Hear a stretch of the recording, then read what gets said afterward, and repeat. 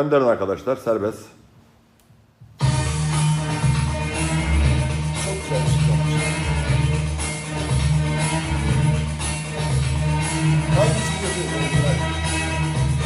Ama nereden çalmam lazım? Ya bunu oradan çalmam. Bunu çalıyorum.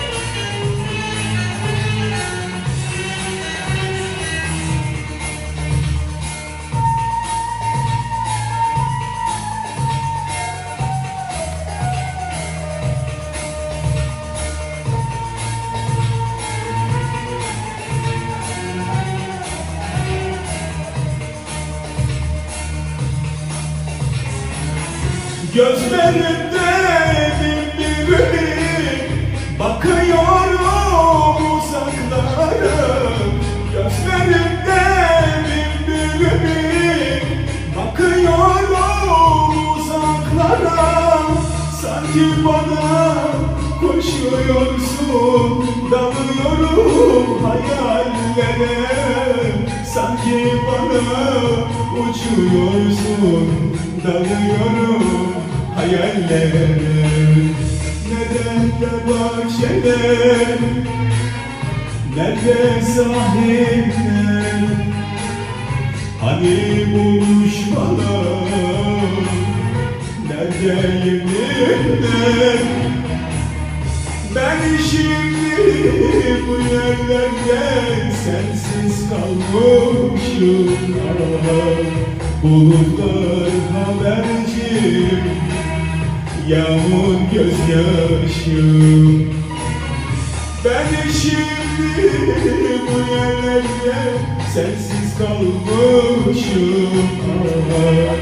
Bulutlar haberci, yağmur gözyaşım.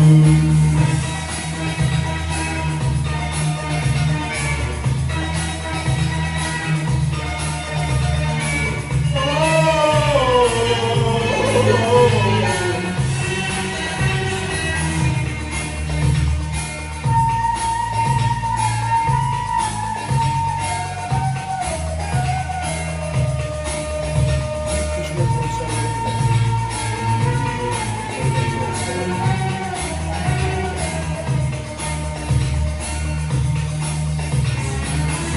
Duyuramam feryadımı, vefasız sevgiliye. Duyuramam feryadımı, vefasız sevgiliye. Sanki deli divaneyim, dönmüşüm bir haneye. Sanki deli divaneyim, dönmüşüm bir haneyim. Nerede bahçeler, nerede sahiller, hani buluşmalar, nerede yeminler? Ben şimdi bu yerlerde sensiz kalmışım. Bulutlar haberci, yağmur gözyaşım. Ben şimdi bu yerlerde öksüz kalmışım. Bulutlar haberci, yağmur